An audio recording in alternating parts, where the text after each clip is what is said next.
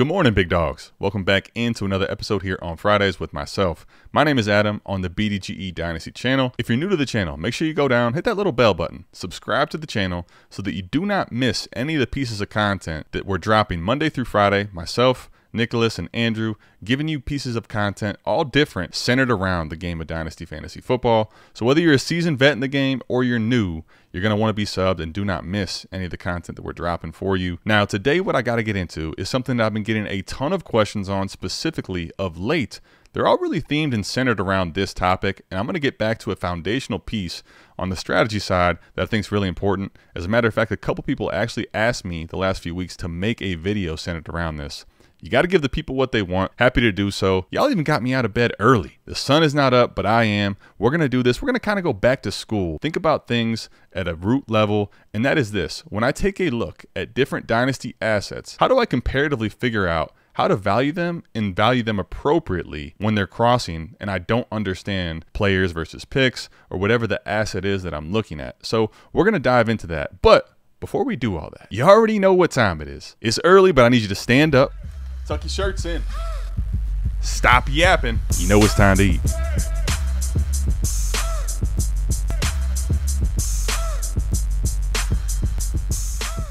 All right, so you want to start leveling up your Dynasty team. You want to make the big boy moves, make some money moves so that you are putting your team in a position. You want to have your team in the best position to succeed, both in the short and long term in the game of Dynasty. But let's get back to the foundation and let's think about things. If you want to make money moves, you got to understand currencies. So let's think about, in the game of Dynasty, what are the different assets? Essentially, what are the different types of currency that you're going to be looking at? Now, one of the ones that is not one of the three main pieces of currency that is often overlooked is going to be fab. Now, the fab budget, that's a piece of currency that I'm not going to group into the main three, but is something that you should understand has its own inherent value. But fab budget aside, there's really three primary pieces of currency or different assets that really are going to run all of Dynasty and are the most important to understand. And when you start to understand them individually, then we can take a look at them comparatively. Okay, so first we have startup picks. When you go ahead and start your Dynasty League, there's going to be a startup draft. The large majority are going to be a snake draft. That's what we're going to be focusing on. Sometimes you'll see an auction where everybody gets a specific number of dollars to budget towards and allocate on their team. But focusing today on the snake style draft, you have a startup draft, and startup picks are the first currencies. So no matter what pick you have in the startup, whether that's the 101, the 106, the 112, you have that spot as well as all the subsequent rounds which make up your Dynasty startup draft. So understanding this currency is a big one, and a lot of times because it happens only once, you just have one startup draft. This is one of the values that is critically overlooked and not thought about, because once the startup is over, you don't ever have to worry about that again from a technical standpoint. So this is one that I think is important to understand as a main piece of currency. The second piece of currency is going to be rookie picks. Now, after you have this startup draft, every single draft subsequently is going to be only the incoming rookies. And this is really exciting part of Dynasty, and people get really, really hyper-focused this time of year, especially on the rookie picks and the rookie classes. This year with the 24 class, people are getting very excited about all the different quarterbacks and receivers, especially in this class. Brock Bowers at the tight end position. But understanding the pick, 101, 107, 112, the second round picks, third round picks, so on and so forth, those are really important to conceptualize and understand them as their own currency, which leads us to the third and final primary piece of currency, the one that is more often thought about than the picks in both rookies and startup, and that is the players which make up your team and you're going to be submitting for your lineup every single week. Now, ultimately, the way you specifically value those different pieces of currency and assets, that's going to vary player to player, and there's no right or wrong way in which you should be valuing specifically startup picks, rookie picks, and players. That's a lot of times just preference in the Dynasty gamer. But what I want to get into today is a universal way that you can really take a look and start to understand the differences in the three and how you can start to think about every single asset in each form. Now, what I mean by that is really going to be dictated by market. I can't tell you specifically how you are going to value one player versus one rookie pick versus a startup pick. That's going to come down to individual preference. But what you can do is start to get a very good pulse on the market by taking a look at ADP data. And over the last few years, we've been trying to update and improve the ADP on our website. Now, this ADP is actually pulled from Sleeper's API. So this is all real money drafts that are happening live time. We pull that data from Sleeper multiple times throughout the day to give you the most accurate indication of what's happening in the market currently. We also have it separated into multiple different types of drafts so that they're distinguished based on the league type that you're playing in. So you'll see that it starts with either Superflex or one quarterback. We view those as very different, and they are very different leagues. So Superflex leagues, you can see a startup draft for Superflex where the rookie picks are being drafted as placeholders. Then you can see also a Superflex startup where that's not the case. There are no placeholders. You're actually drafting those rookies as players in those drafts. And then you can just see the Superflex only for rookie drafts, which do not have any of the veterans in it. And those same three type of things also apply for one quarterback leagues. And if you're a really big DGen and you're into IDP, where you have the defensive players involved in those, you can also see the different ADP data based on IDP players in the drafts. And throughout the offseason, more and more drafts are going to continue to happen in Sleeper, and this information will compile hundreds and thousands of different leagues to ultimately pull some really good ADP average draft position for every single player and asset in these different type of leagues.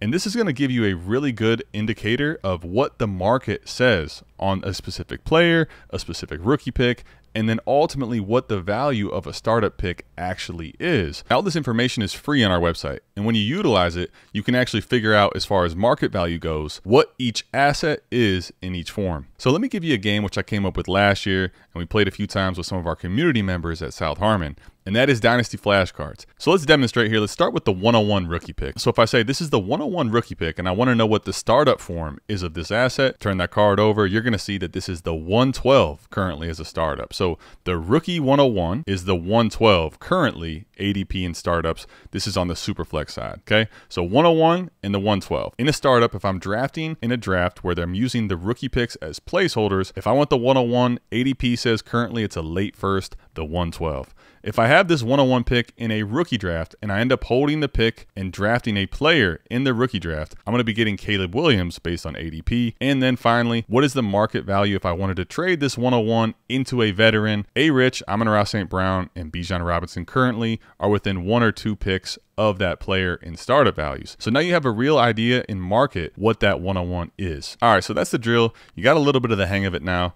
It's time to test and see what you got. Let's see what your Dynasty ball knowledge is. All right, so let's start with the rookie 105, the 2024 rookie 105 pick. What is that equivalence in a startup draft right now in a Superflex tight end premium league? All right, give you a little bit to think about it. Here is the answer. The flashcard 105 is equivalent to currently the 312 in a startup draft. So that 105 is coming off the board at the 3-4 turn in startups. All right, so now let's go ahead. The rookie 105. What is the rookie 105? If you were going to draft it in a rookie draft, what is the player currently going in ADP in that rookie draft? All right, let's see what you got.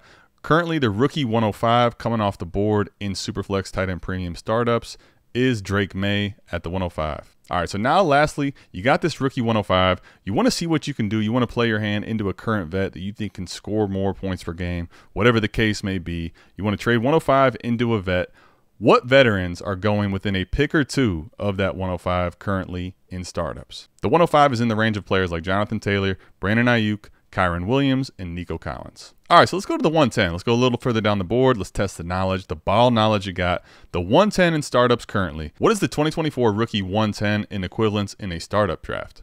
Let's see what you got. The rookie 110 is coming off the board in startups, the equivalence of the 7-11. So the end of the 7th, almost making the turn into the 8th round. That's where the 111 currently is going based on over 400 startups. The rookie 110, if you're going to make that pick in a rookie draft, currently, what does ADP have to say with market on what player you're going to get at the 110? You can conceptualize and start to use exercises where Andrew, myself, and Nick, we had that rookie mock draft where we battled against each other. Start to think about what players went in that range to really help yourself get a feel of what the value of the 110 is. And again, at the moment, because there's more drafts this way, using the startups where rookies are being drafted in that startup, the 110 based on ADP of over 166 drafts is going to be Xavier Worthy.